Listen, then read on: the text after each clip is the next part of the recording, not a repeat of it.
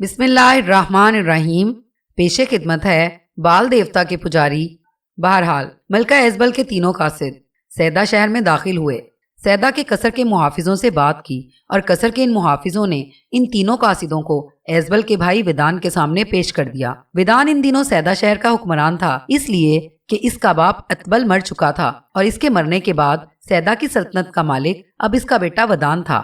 جب تینوں قاصد ودان کے سامنے گئے تب تینوں قاصدوں کی طرف غور سے دیکھتے ہوئے ودان کہنے لگا، قصر کے محافظ نے مجھے بتایا ہے کہ تمہیں میری بہن ایزبل نے سامرا سے روانہ کیا ہے اور تم میری بہن کا میرے نام کوئی اہم پیغام رکھتے ہو۔ ودان کے ان الفاظ پر تین قاصدوں میں سے ایک نے دیسان، سلمون اور ایمن سے متعلق پوری تفصیل بتا دی تھی اور ساتھ ہی ایزبل کا یہ پیغام پہنچایا تھا کہ خانہ بدوش قبیلے سے ایمن، سلمون اور دیسان کو ہر صورت میں حاصل کر کے اسے محافظوں کے ساتھ ایزبل کی طرف سامرا شہر کو روانہ کر دیا جائے۔ جب قاصد ودان سے ساری تفصیل کہہ چکے تو کچھ دیر تک ودان گہری خاموشی میں ڈوبا رہا، پھر قاصدوں کو مخاطب کر کے کہنے لگا، اس خانہ بدوش قبیلے کو تو میں اچھی طرح جانتا ہوں۔ وہ ہمیشہ ہمارے شہروں کے پاس سے گزرتے ہیں اور ہر جگہ کی اچھی چراگاہوں سے مستفید ہوتے چلے جاتے ہیں، لیکن آج تک انہوں نے ایسی حرکت کبھی نہیں کی جو مقامی لوگوں کے لیے قابل اعتراض ہو۔ پھر سب سے بڑی بات یہ کہ ہماری طرح وہ بھی کنانی ہیں، ہماری ہی نسل سے تعلق رکھتے ہیں۔ تم مطمئن رہو، میں اس قبیلے پر نگاہ رکھوں گا اور جب وہ لبنان کی سرزمینوں میں داخل ہوں گے تب لشکر کا ایک حصہ لے کر میں اپنے سپہ سالار کو ان کی طرف روانہ کروں گا اور اسے تاکید کروں گا کہ وہ پہلے ان کے ساتھ نرمی سے گفتگو کریں اور اگر وہ نرمی کے ساتھ اخیاب کی بیوی، بیٹے اور بیٹی کو ہمارے حوالے کر دیں تو پھر ان تینوں کو میں اپنے کچھ محافظ دستوں کے ساتھ سامرا کی طرف روانہ کر دوں گا۔ لیکن اگر نرمی سے وہ نہ مانے تو تھوڑی سی ان پر سختی بھی کی جائے گی، لیکن ان سے جنگ اور لڑائی کی طرح نہیں ڈالی جائے گی۔ اگر ہم نے ایسا کیا تو پھر معاملات اور بات بڑھ جائے گی، اس پر ہمارے لیے مشکلات اٹھیں گی، اس لیے کہ کنانی جو اب صرف لبنان اور فلسطین ہی نہیں افریقہ کی سرزمینوں تک پھیلے ہوئے ہیں، جب انہیں خبر ہوگی کہ لبنان کی سرزمینوں پر کنانیوں پر حملہ آور ہوئے ہیں اور انہیں نقصان پہنچایا تو یہ معاملہ ہمارے لیے بڑی بے عزتی اور ہماری توہین کا باعث ہوگا۔ پھر ہم خود بھی نہیں چاہیں گے کہ کنانی ہو کر ہم کنانیوں پر حملہ آور ہوں اور ان کا قتل عام کریں، یہ بڑا معیوب فعل ہوگا۔ بہرحال تم کچھ دن آرام کرو، مطمئن ہو کر ہمارے ہاں قیام کرو۔ جو ہی کنانیوں کا وہ خانہ بدوش قبیلہ یہاں سے گزرتا ہے میں ان تینوں کو ان سے حاصل کروں گا۔ جیسا کہ تم نے انکشاف کیا ہے کہ ان دنوں وہ شمال کی طرف گئے ہوئے ہیں اور اب شمال سے جنوب کا رخ کریں گے تو میں سیدہ شہر سے دور ہی انہیں روکوں گا اور کوشش کی جائے گی کہ ہر صورت میں دیسان، سلمون اور ایمن کو ان سے حاصل کر کے سامرا کی طرف روانہ کر دیا جائے۔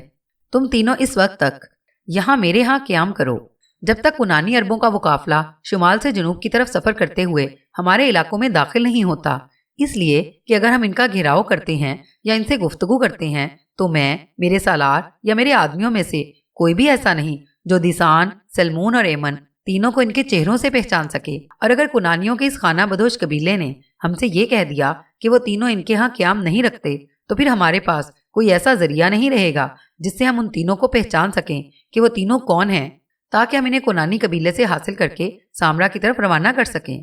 تاہم تم اپنی جگہ مطمئن رہو، میں آج ہی اپنے کچھ قاصد اپنی بہن ایزبل کی طرف روانہ کرتا ہوں اور اسے یہ اطلاع دیتا ہوں کہ اس کے بھیجے ہوئے قاصد میرے پاس پہنچ گئے ہیں اور میں نے اس لیے انہیں اپنے ہاں روک لیا ہے تاکہ جب کنانیوں کے اس قبیلے کا گھیراؤ کروں تو یہ تینوں ایمن، سلمون اور دیسان کو پہچاننے میں میری مدد کریں تاکہ انہیں گرفتار کر کے سامرا کی طرف روانہ کر دیا جائے۔ ملکہ ایزبل کے وہ تینوں قاصد ودان کی اس گفتگو سے خوش ہو گئے تھے، لہٰذا ودان ہی کے کہنے پر اس کے درباری حرکت میں آئے اور ایزبل کے ان قاصدوں کے قیام اور طعام کا بندوبست کرنے کے لیے اپنے ساتھ لے گئے تھے۔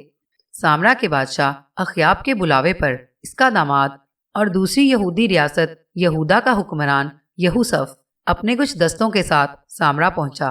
اس کے یہاں پہنچنے پر اخیاب، اس کے بیٹے اخزیا اور یہورام اور مملکت کے دوسرے اکابر نے شاندار انداز میں اس کا استقبال کیا۔ یہوسف جب سامرا کے قصر میں داخل ہوا تب سب ایک کمرے میں بیٹھ گئے۔ قصر کے اس کمرے میں بیٹھنے والوں میں اخیاب، اس کی ملکہ ایزبل اور اس کے دونوں بیٹے اخزیا اور یہورام، اخیاب کا دست راست اور دیوان عہدیہ، سامرا شہر کا ناظم امون، اخیاب کے کچھ سالار اور سرکردہ لوگوں کے علاوہ یہوسف اور اس کے ساتھ آنے والے دستوں کے سالار شامل تھے۔ جب سب بیٹھ گئے تب کچھ دیر خاموشی رہی، یہاں تک کہ گفتگو کا آغاز اخیاب اور ملکہ ایزبل کے داماد یہوسف نے کیا۔ وہ باری باری غور سے ان کی طرف دیکھتے ہوئے کہنے لگا، آپ دونوں نے مجھے قاصد بھیج کر بلایا ہے، لگتا ہے کوئی اہم معاملہ درپیش ہے۔ کیا یہ معاملہ داخلی ہے یا بیرونی؟ یہوسفت کے اس استفسار پر اخیاب بولا اور کہنے لگا، بات یہ ہے کہ میں اور میرے اہل خانہ ان دنوں عجیب سے کرب میں مبتلا ہیں۔ تم جانتے ہو جلاد کا علاقہ ہمارا آبائی علاقہ ہے، وہ بڑا زرخیز خطہ زمین ہے، اور دمشق کے بادشاہ بن ہدد نے حملہ آور ہو کر ہم سے ہمارا وہ علاقہ چھین لیا ہے، اور جلاد کا وہ علاقہ ان دنوں ہمارے پاس نہیں بلکہ دمشق کے بادشاہ بن ہدد کے قبضے میں چلا گیا ہے۔ میں نے اسی لیے تمہیں یہاں بلانے کی زحمت دی ہے کہ میں چاہتا ہوں کہ پہلے جلاد پر قبضہ کیا جائے، اس کے بعد اگر بن ہدد انتقامی کارروائی کرنے کے لیے اپنا لشکر لے کر دمشق سے روانہ ہوتا ہے اور ہمارے علاقوں پر چڑھ دوڑنے کی کوشش کرتا ہے تو ہم اسے راستے ہی میں روک کر شکست دیں۔ یہ کام میں اکیلا نہیں کر سکتا، اور اس سلسلے میں مجھے تمہاری مدد درکار ہے۔ اخیاب جب خاموش ہوا تب یہوسفت ارادت مندی اور عقیدت سے کہنے لگا، مجھ سے یہ کام تو آپ میری طرف قاصد بھیج کر بھی لے سکتے تھے، بہرحال آپ نے مجھے یہاں بلا لیا تو میں کھل کر آپ سے گفتگو کرتا ہوں۔ میرے علاقے آپ کے علاقے ہیں، میرا لشکر آپ کا ہے، میری مملکت کی ساری طاقت و قوت اور ذرائع سب آپ کے لیے وقف ہیں۔ اگر آپ بن ہدد سے نمٹنا چاہتے ہیں تو اس سلسلے میں پوری طرح ساتھ دوں گا، لیکن ماضی میں بن ہدد کو آپ نے بدترین شکست دی تھی اور وہ بڑی مشکل سے اپنی جان بچا کر بھاگا تھا۔ پھر بعد میں کیا ہوا کہ وہ جلاد کے علاقوں پر قبضہ کرنے میں کامیاب ہو گیا۔ جواب میں دکھ بھرے انداز میں اخیاب کہنے لگا، بات یہ ہوئی کہ ہم نے اسے شکست دینے کے لیے ایک چال چلی تھی۔ جس وقت وہ ہمارے علاقوں کو رونتا ہوا ہمارے مرکزی شہر پہنچ گیا تھا، اس نے اس طرح سے ہمارا محاصرہ کر لیا تھا۔ محاصرے کے دوران ایک روز میرے مخبروں نے مجھے یہ اطلاع دی کہ بن ہدد اپنے سرکردہ سالاروں کے ساتھ شراب کے نشے میں دھت ہے، اسے کوئی ہوش نہیں۔ چنانچہ میں نے اس کی اس حالت سے فائدہ اٹھایا، فوراً لشکر لے کر نکلا، بن ہدد پر حملہ آور ہوا۔ بن ہدد اپنے آپ کو سنبھال نہ سکا، سالار بھی نہ سنبھل سکے، لہٰذا اسے شکست کا سامنا کرنا پڑا اور وہ بھاگ نکلا۔ اس کے لشکر کی اکثریت کو میں نے کاٹ دیا تھا، لیکن وہ کسی نہ کسی طرح اپنے سرکردہ سالاروں کے ساتھ اپنی جان بچانے میں کامیاب ہو گیا۔ میرے خیال میں واپس جا کر اس نے اپنی اس شکست کا انتقام لینے کی ٹھان لی تھی، لہٰذا ایک لشکر لے کر وہ پھر ہم پر چڑھ دوڑا۔ ہم نے اپنے سرحدی علاقوں میں جا کر جب اسے روکا تو ہماری بدقسمتی کہ ہمیں شکست کا سامنا کرنا پڑا۔ ہم اپنے مرکزی شہر سامنا میں محفوظ ہو گئے اور اس نے سامرا میں آ کر ہمارا گھیراؤ یا محاصرہ کرنے کی بجائے جلاد کے پورے علاقے پر قبضہ کر لیا، اور ان دنوں جلاد کا یہ سارا علاقہ اسی کے زیر انتظام ہے۔ اخیاب جب خاموش ہوا تب یہوسفت کچھ سوچتے ہوئے کہنے لگا، جلاد کا علاقہ تو ہم دمشق کے حکمران بن ہدد سے ضرور واپس لیں گے، لیکن اس سے نمٹنے کے لیے جو منصوبہ بندی آپ نے کی ہے اس سے میں اختلاف رکھتا ہوں۔ کیسا اختلاف؟ اخیاب نے غور سے یہوسفت کی طرف دیکھتے ہوئے پوچھ لیا تھا۔ اس استفسار پر یہوسفت نے کچھ سوچا، پھر کہنے لگا، بات یہ ہے کہ پہلے جلاد پر حملہ آور ہو کر وہ علاقہ واپس نہیں لینا چاہیے، پہلے دمشق کے بادشاہ بن ہدد کو رزم گاہ میں للکارنا چاہیے۔ یہوسفت ابھی اپنی بات مکمل نہ کر سکا تھا، تاہم بیچ میں جب وہ دم لینے کے لیے رکا تب اخیاب بولا اور کہنے لگا، یہ جو تم نے تجویز پیش کی ہے اس کی وجہ؟ یہوسفت مسکرایا اور کہنے لگا، اس کی وجہ یہ ہے کہ اگر ہم دونوں قوتیں یعنی میں اور آپ مل کر پہلے جلاد پر حملہ آور ہوتے ہیں تو یہ یقینی بات ہے کہ جلاد میں اس کا ایک لشکر ہوگا جو جلاد کا علاقہ تچ میں رکھ کر ہمارے سامنے پیش نہیں کر دے گا بلکہ ہم سے ٹکرائے گا۔ اس ٹکراؤ کے نتیجے میں جہاں بن ہدد کے لشکر کا نقصان ہوگا وہاں ہمارا بھی نقصان ہوگا۔ اگر بن ہدد کے سارے لشکر کا صفایا ہو جائے گا تو ہم دونوں کے لشکر کو بھی خاصا نقصان پہنچے گا۔ اس طرح ایسا کرنے سے ہمارے لشکر میں پہلے کی نسبت کمزوری کے آثار پیدا ہوں گے، اور انہی دنوں بن ہدد کو یہ خبر ہوگی کہ جلاد میں جو اس کا لشکر تھا اس پر حملہ آور ہو کر ہم دونوں نے مل کر اس کا صفایا کر دیا ہے، تو اپنا جرار لشکر لے کر آندھی اور طوفان کی طرح ان علاقوں کی طرف آئے گا۔ اس کے لشکری تازہ دم ہوں گے، طاقت اور قوت اس کے ساتھ ہوگی، جبکہ ہم جلاد کی لڑائی میں اپنے کچھ لشکری گنوا چکے ہوں گے۔ اس کے علاوہ آپ کے لشکری گزشتہ جنگ میں بن ہدد کے ہاتھوں شکست اٹھانے کے بعد ایک طرح سے جذباتی طور پر بھی اس سے سہمے ہوں گے، اور جب وہ انتقام لینے کے لیے غصے اور غضب ناکی میں آپ کے علاقوں میں داخل ہوگا تو اس بات کا اندیشہ موجود ہے کہ اس کے مقابلے میں کامیابی حاصل کرنے کی بجائے ہمیں کہیں شکست کا سامنا نہ کرنا پڑے۔ اور اگر ہم دونوں مل کر اپنے لشکروں کے ساتھ تازہ دم ہو کر بن ہدد کا مقابلہ کرتے ہیں تو مجھے امید ہے کہ ہم اسے مار بکانے اور شکست دینے میں کامیاب ہو جائیں گے۔ اس کے بعد جلاد پر قبضہ کرنا ہمارے لیے بڑا آسان اور سہل ہو جائے گا۔ یہوسفت کی اس تجویز سے اخیاب اور اس کے سارے سالاروں اور سرکردہ افراد نے اتفاق کیا تھا لہٰذا یہوسف نے اپنے دستوں کے ساتھ چند روز تک وہاں قیام کیا۔ اس کے بعد وہ اخیاب کی مدد کرنے کے لیے واپس گیا اور اپنے مرکزی شہر یروشلم پہنچ کر اس نے زور و شور سے جنگی تیاریوں کا سلسلہ شروع کر دیا تھا۔ اپنی ملکہ ایزبل کے کہنے پر اخیاب نے جو اپنی مملکت کے کاہنوں، فال گیروں اور مستقبل کا حال بتانے والوں کو طلب کیا تھا وہ بھی اس کے پاس پہنچ گئے تھے۔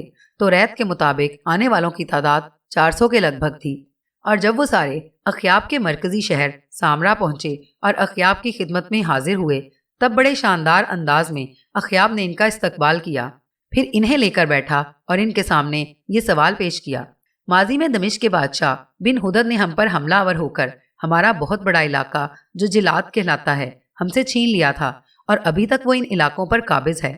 ہم نے تم لوگوں کو اپنے مرکزی شہر سامرا میں اس لیے بلایا ہے تاکہ تمہارے سامنے یہ سوال رکھوں کہ میں عنقریب دمشق کے بادشاہ بن ہدد کے خلاف حرکت میں آنا چاہتا ہوں۔ پہلے اس سے ٹکراؤں گا اور چاہتا ہوں اسے شکست دینے کے بعد جلاد کی طرف متوجہ ہوں اور جلاد اس کے قبضے سے نکال کر اس پر پہلے کی طرح اپنی گرفت کر لوں۔ اب تم سب سر جوڑ کر بیٹھو، آپس میں صلاح مشورہ کرو اور مجھے یہ بتاؤ کہ اگر میں دمشق کے بادشاہ بن ہدد کے خلاف حرکت میں آتا ہوں اور اس سلسلے میں یہودا کا بادشاہ یہوسف جو میرا داماد ہے وہ بھی میری پوری طرح مدد کرے، تو کیا مجھے اپنے مرکزی شہر سے نکل کر بن ہدد سے لڑنا چاہیے یا باز رہنا چاہیے؟ اور یہ کہ اگر میں نکلوں تو کیا کامیابی ہمارا ساتھ دے گی؟ اخیاب کے اس سوال کے جواب میں ان سارے فالگیروں اور کاہنوں نے مشورہ کیا۔ پھر وہ سب بے پناہ خوشی کا اظہار کرتے ہوئے اخیاب سے کہنے لگے: اگر آپ جلاد کا علاقہ واپس لینے کے لیے شام کے حکمران بن ہدد کے خلاف حرکت میں آتے ہیں تو آپ کی فتح اور کامیابی یقینی، جبکہ بن ہدد کی شکست اور اس کی ذلت اس کے لیے یقینی ہے۔ ان سارے فالگیروں، کاہنوں اور نجومیوں کا یہ فیصلہ سن کر اخیاب کی خوشی کی کوئی انتہا نہ تھی، چنانچہ اسے یقین ہو گیا کہ اس کا داماد یہوسف ٹھیک کہتا ہے، اور اگر وہ اپنا اور یہوسف کا لشکر لے کر براہ راست بن ہدد سے ٹکراتا ہے تو اس کی فتح ہوگی۔ لہٰذا کاہنوں کا یہ فیصلہ سن کر اخیاب ایک طرح سے خوشیاں منانے لگا تھا کہ عنقریب اس کی فتح ہوگی، بن ہدد کو شکست ہوگی اور پہلے کی طرح جلاد کا علاقہ اس کی مملکت میں شامل کر لیا جائے گا۔ اسی دوران اخیاب کو کسی نے مشورہ دیا کہ تم نے یہ جو 400 کے لگ بھگ فال گیروں اور مستقبل کا حال بتانے والوں اور کاہنوں کو جمع کیا ہے، ان کا فیصلہ تو تم نے سن لیا، لیکن ہماری مملکت میں ایک نہیں کئی نبی خداوند قدوس کی طرف سے اس کی دین کی تبلیغ میں مصروف ہیں۔ ان میں سب سے بڑے تو حضرت الیاس علیہ السلام ہیں۔ تم ان سے مشورہ نہیں کرو گے، اس لیے کہ تمہاری ملکہ یقیناً حضرت الیاس علیہ السلام کے سخت خلاف ہے۔ وہ نہ یہ پسند کرے گی کہ حضرت الیاس علیہ السلام کو اس سلسلے میں مشورہ دینے کے لیے طلب کیا جائے، اور نہ وہ حضرت الیاس علیہ السلام کے کسی مشورے کو قبول کرے گی۔ لہٰذا حضرت الیاس علیہ السلام کے علاوہ ایک اور نبی بھی ہیں، پس تم ان کو بلاؤ اور ان سے مشورہ طلب کرو۔ اس شخص کے اس مشورے پر اخیاب نے چونکنے کے انداز میں اس کی طرف دیکھا اور پوچھا: تمہارا اشارہ کس نبی کی طرف ہے؟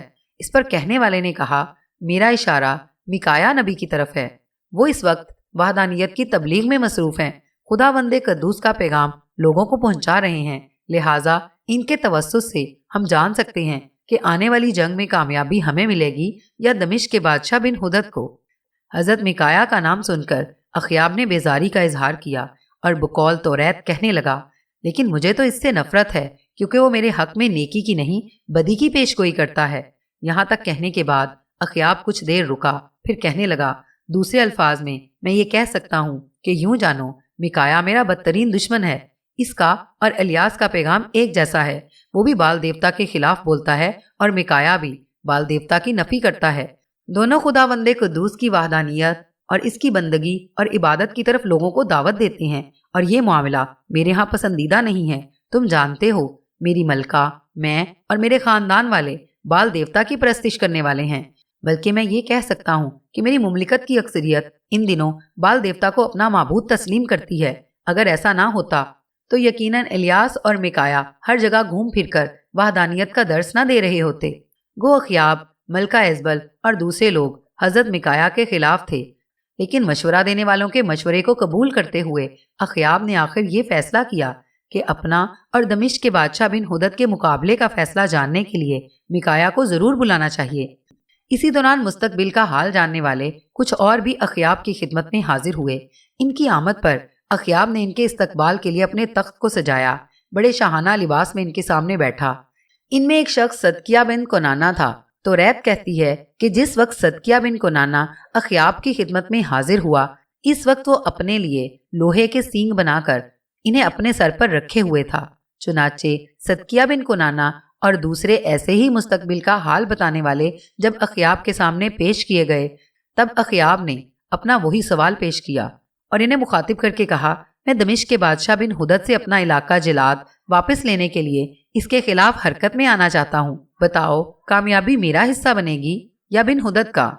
اخیاب کے اس سوال کے جواب میں سارے ساتھیوں کی نمائندگی کرتے ہوئے صدقیہ بن کنانہ بڑے فخر، بڑی خوشی کا اظہار کرتے ہوئے کہنے لگا، خداوند قدوس یوں فرماتا ہے کہ تو آرامیوں کو مارے گا، اس وقت تک مارے گا جب تک وہ نابود نہ ہو جائیں، لہٰذا ہم تمہیں پیشگوئی کرتے ہیں کہ جلاد پر چڑھائی کرو اور کامیاب ہو، کیونکہ خداوند اسے تمہارے قبضے میں کر دے گا۔ ان مستقبل کا حال بتانے والوں کی باتیں سن کر اخیاب بڑا خوش اور مطمئن ہوا۔ اب اسے ایک طرح سے کافی حد تک یقین ہو گیا تھا کہ وہ اور اس کا داماد یہوسف اگر بن ہدد کے خلاف حرکت میں آتے ہیں تو کامیابی اسی کی ہے۔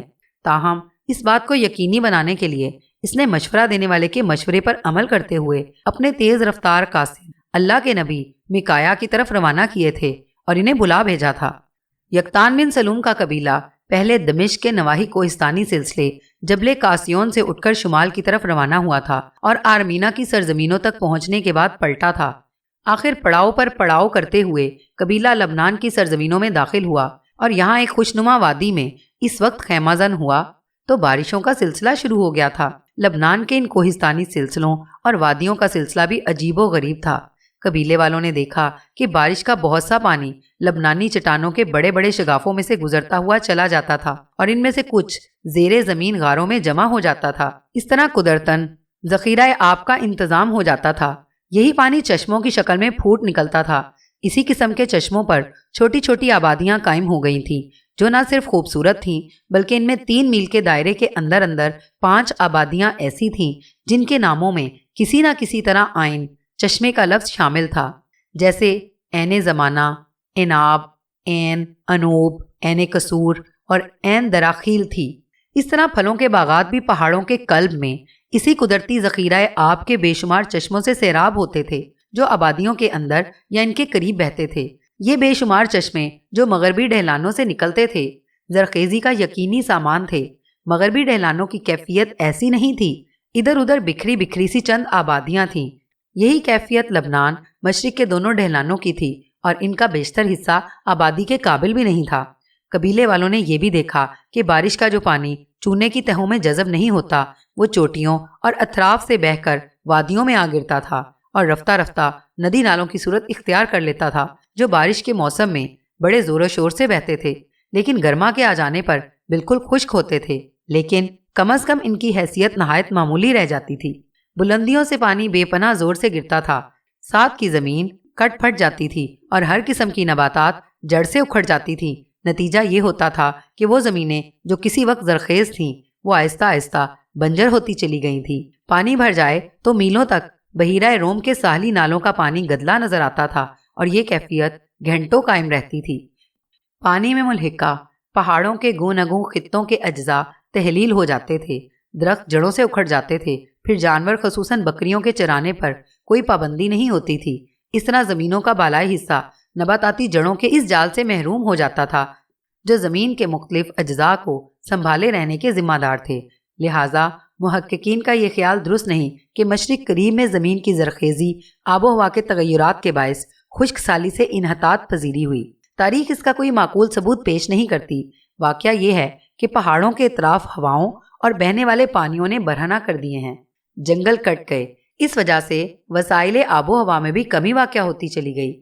ان وادیوں کے قریب ہی دریائے کلب تھا جو بارش کی وجہ سے کناروں سے باہر ہو کر بہہ رہا تھا۔ اس دریا کا نام دریائے کلب اس لیے پڑا کہ کبھی اس کے کنارے کتے کا سنگین مجسمہ نصب ہوا کرتا تھا جو دھانے کے تاریخی درے کا محافظ سمجھا جاتا تھا۔ قدیم لوگوں کا یہ دقیانوسی خیال تھا کہ دشمن کی آمد پر یہ کتا چیخ پکار کر پوری آبادی کو متنوع کر دیا کرتا تھا، اور جب مسلمانوں کی فتوحات کا سلسلہ شروع ہوا تو بت شکن مسلمانوں نے کتے کا یہ مجسمہ بھی گرا دیا۔ بہرحال 1942 تک کتے کا یہ مجسمہ ڈوبا رہا، پھر آسٹریلیا کے ایک گروہ نے اسے کھود کر نکال لیا۔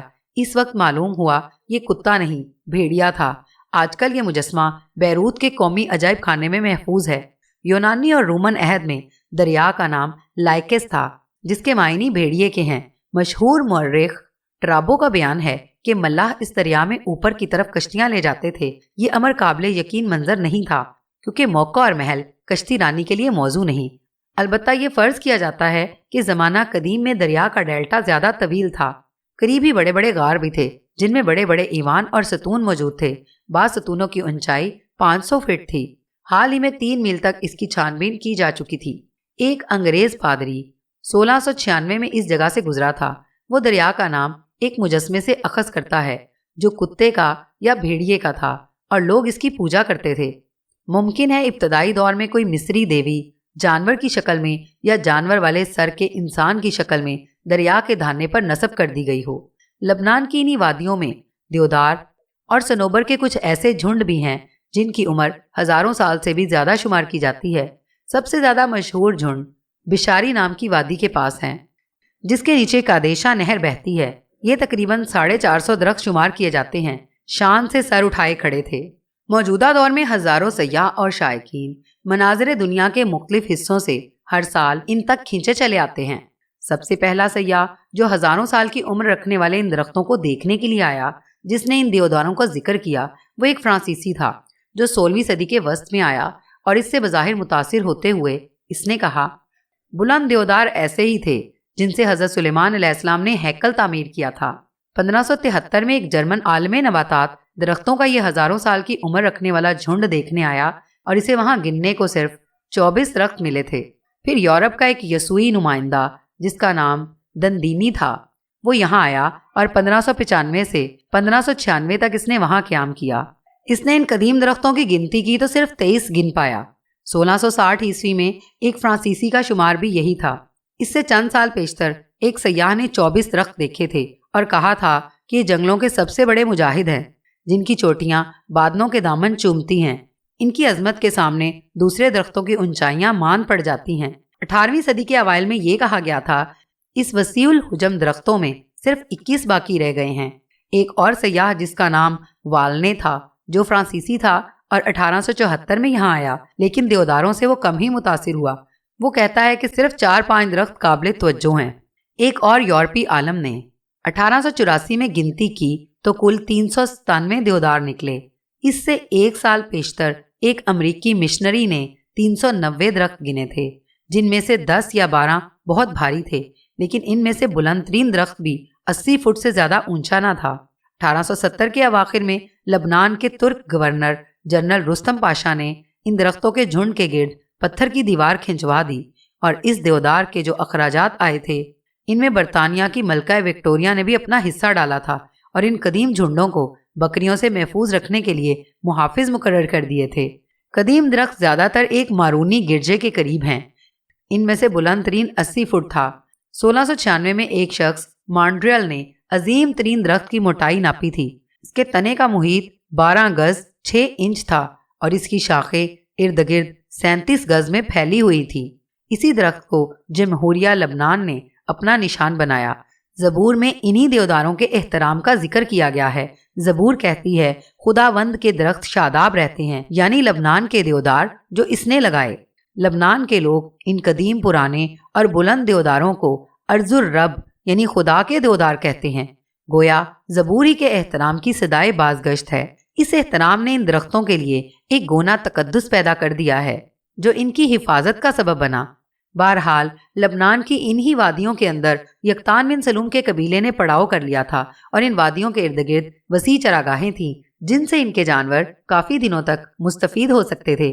چنانچہ جس وقت خیمے نصب ہو گئے اور لوگ اپنے اپنے خیموں میں منتقل ہو گئے، تب قبیلے کا سردار زومنس، اس کا بیٹا جرار اور یکتان بن سلوم اپنے کچھ دیگر اہم ساتھیوں کے ساتھ کھڑے ارد گرد گھاس سے اٹی وادیوں کا جائزہ لے رہے تھے۔ اس موقع پر بے پناہ خوشی کا اظہار کرتے ہوئے زومنس یکتان بن سلوم کی طرف دیکھتے ہوئے کہنے لگا، یکتان میرے بیٹے، ہم ہر بار انہی وادیوں میں سے ہو کر گزرتے ہیں، لیکن اس بار میں دیکھتا ہوں یہ وادیاں پہلے کی نسبت زیادہ گھاس سے اٹی ہوئی ہیں۔ پہلے ہم زیادہ سے زیادہ 1 ہفتہ یہاں قیام کرتے تھے، لیکن اب میں سمجھتا ہوں کہ اگر ہم یہاں 15 دن بھی قیام کر لیں تو ان وادیوں کی گھاس ہمارے جانور ختم نہیں کر پائیں گے۔ جواب میں یقطان بن سلوم خوشی کا اظہار کرتے ہوئے کہنے لگا، میں اور جرار پڑاؤ کے ارد گرد کی وادیوں کا جائزہ لیتے ہیں، پھر واپس آ کر آپ کو بتاتے ہیں کہ ہمارا قبیلہ کتنے دن آسانی سے یہاں قیام کر سکتا ہے۔ یقطان بن سلوم کی اس تجویز سے زومنس نے اتفاق کیا تھا۔ پھر یقطان بن سلوم اور ان کے کچھ دوسرے ساتھی اپنے گھوڑوں پر سوار ہوئے اور ارد گرد کی وادیوں کا جائزہ لینے کے لیے اپنے گھوڑوں کو ایڑ لگاتے ہوئے وہاں سے ہٹ گئے تھے، جبکہ زومنس اپنے خیمے کی طرف ہو لیا تھا۔ دوسری طرف دیسان، سلمون اور ایمن تینوں اپنے خیمے میں بیٹھے ہوئے تھے، گفتگو بھی کر رہے تھے۔ شاید انہیں یقطان بن سلوم کی واپسی کا انتظار تھا کہ اتنے میں قبیلے کا ایک شخص خیمے کے دروازے پر نمودار ہوا اور دیسان کی طرف دیکھتے ہوئے کہنے لگا، خاتون محترم، آپ کو اور آپ کے بیٹے سلمون دونوں کو سردار زومنس نے طلب کیا ہے، آپ ابھی میرے ساتھ چلیں۔ آنے والے اس شخص کے یہ الفاظ سن کر دیسان، سلمون اور ایمن تینوں ہی فکرمند ہو گئے تھے۔ ان تینوں کی فکرمندی کی ایک وجہ یہ بھی تھی کہ اس موقع پر یقطان بن سلوم ان کے پاس نہیں تھا۔ اس پر کچھ سوچتے ہوئے دیسان اور سلمون اپنی جگہ پر اٹھ کھڑے ہوئے۔ ان کی طرف دیکھتے ہوئے ایمن بھی کھڑی ہو گئی اور ایمن کی طرف دیکھتے ہوئے آنے والا شخص کہنے لگا، میری بہن، آپ خیمے میں ہی بیٹھی رہیں، سردار نے صرف آپ کی ماں اور بھائی کو بلایا ہے۔ ان الفاظ نے ایمن کو اور زیادہ پریشان کر دیا تھا، تاہم وہ اپنی نشست پر بیٹھ گئی، جبکہ دیسان اور سلمون دونوں ماں بیٹا اس شخص کے ساتھ ہو لیے تھے۔ دیسان اور سلمون دونوں ماں بیٹا سردار کے خیمے کے دروازے پر نمودار ہوئے تھے۔ پھر دیسان نے دروازے پر کھڑے ہی کھڑے خیمے میں بیٹھے زومنس کو مخاطب کیا، سردار، کیا آپ نے ہم دونوں ماں بیٹے کو بلایا ہے؟ اس پر اپنے سامنے لگی ہوئی نشستوں کی طرف اشارہ کرتے ہوئے زومنس بڑی نرمی سے کہنے لگا، میری بہن، دونوں ماں بیٹا اندر آؤ، میں تم دونوں سے ایک انتہائی اہم موضوع پر گفتگو کرنا چاہتا ہوں۔ زومنس کے ان الفاظ پر دونوں ماں بیٹے کو کچھ حوصلہ ہوا، خیمے میں داخل ہوئے اور جن نشستوں کی طرف زومنس نے اشارہ کیا تھا دونوں وہاں بیٹھ گئے۔ خیمے میں تھوڑی دیر تک خاموشی رہی۔ اس کے بعد گفتگو کا آغاز زومنس نے کیا اور وہ دیسان کی طرف دیکھتے ہوئے کہنے لگا، میری بہن، سب سے پہلے تو میں آپ کا شکریہ ادا کرتا ہوں کہ آپ نے اپنی بیٹی ایمن کو یقطان بن سلوم سے منسوب کیا۔ دوسری بات، میں آپ دونوں ماں بیٹے سے یہ بھی کہنا چاہتا ہوں کہ جب سے یقطان بن سلوم کا باپ فوت ہوا ہے، میں اسے اپنے بیٹے جیسا ہی سمجھتا ہوں، اس لیے کہ وہ چھوٹا ہی تھا کہ اس کا باپ فوت ہو گیا تھا۔ اس نے اپنی ماں اور بھائیوں کے اخراجات کو خوب سنبھالا، اب اس کا ریوڑ بھی بہت بڑا ہو گیا ہے، اور پھر سب سے بڑھ کر وہ قبیلے کے لشکر کا سالار اعلیٰ ہے۔ میری بہن، اب وہ عالم شباب میں ہے، خوب جواں اور توانا ہے۔ آپ کی بیٹی ایمن بھی اب بالغ ہے، لہٰذا میں چاہتا ہوں کہ ان دونوں کی شادی کا اہتمام کر دیا جائے۔ زومنس کی یہ ساری گفتگو سن کر دیسان اور سلمون دونوں نے خوشی کا اظہار کیا تھا، یہاں تک کہ دیسان بول اٹھی، سردار محترم، اگر یقطان بن سلوم کو آپ اپنا بیٹا خیال کرتے ہیں تو ایمن بھی آپ کی بیٹی ہے، اس سلسلے میں آپ کو ہم سے پوچھنے کی ضرورت ہی نہ تھی۔ آپ ان دونوں کے شادی سے متعلق جو بھی فیصلہ کرتے وہ ہمارے لیے آخری ہوتا۔ میں آپ پر یہ بھی انکشاف کر دوں کہ جہاں یقطان بن سلوم ایمن کو پسند کرتا ہے، وہاں میری بیٹی ایمن بھی یقطان بن سلوم کے لیے بے پناہ محبت رکھتی ہے، اور یہ میرے بیٹے اور میری بیٹی کی خوش قسمتی ہوگی اگر میری بیٹی کی زندگی کا ساتھی یقطان بن سلوم بنتا ہے۔ مجھے زندگی بھر اپنے ایک فعل کا دکھ، افسوس اور قلق ضرور رہے گا، وہ یہ کہ میں نے ہی یقطان بن سلوم کو سامرا کی طرف روانہ کیا تھا تاکہ وہ لوتان کے خیالات جاننے کی کوشش کرے جس کے ساتھ کبھی ہم نے ایمن کی منگنی طے کی تھی، اور میرے اس فیصلے کی وجہ سے یقطان بن سلوم کی ماں اور دونوں بھائی اپنی جانوں سے ہاتھ دھو بیٹھے۔ یہ ایسا نقصان ہے جس کی وجہ سے یقطان بن سلوم اکثر اداس اور افسردہ رہتا ہے، اور اس نقصان کو میں بھی اپنے دل سے زندگی بھر نہ نکال سکوں گی۔ گو یقطان بن سلوم ہمارے ساتھ رہتا ہے، میں، میرا بیٹا اور ایمن تینوں اسے خوش رکھنے کی کوشش کرتے ہیں۔ بظاہر وہ خوشی اور بشاشت کا اظہار ضرور کرتا ہے، پر میں جانتی ہوں اس کے دل پر ان تینوں کی موت کا جو چرکا لگا ہوا ہے، اس کا اثر اب بھی ان کے دل پر باقی ہے، جو اسے کبھی کبھی بہت زیادہ افسردہ اور غمناک کر دیتا ہے۔ دیسان کی اس گفتگو سے زومنس خوش ہو گیا تھا، پھر کہنے لگا، یقطان بن سلوم، میرا بیٹا جرار اور قبیلے کے کچھ جوان اپنے پڑاؤ کے ارد گرد کی وادیوں کا جائزہ لینے گئے ہوئے ہیں تاکہ وہ یہ اندازہ لگائیں کہ ان وادیوں میں جو گھاس ہے، ان کے اندر کتنے دنوں تک ہمارے قبیلے کے جانور چر کر گزارا کر سکتے ہیں۔ جب وہ واپس آتا ہے تو میں اس موضوع پر اس سے گفتگو کرتا ہوں، اس کے بعد کوئی آخری فیصلہ کرتے ہیں۔ اس کے ساتھ ہی زومنس کی اجازت دینے پر دیسان اور سلمون دونوں وہاں سے نکل کر اپنے خیمے کی طرف ہو لیے تھے۔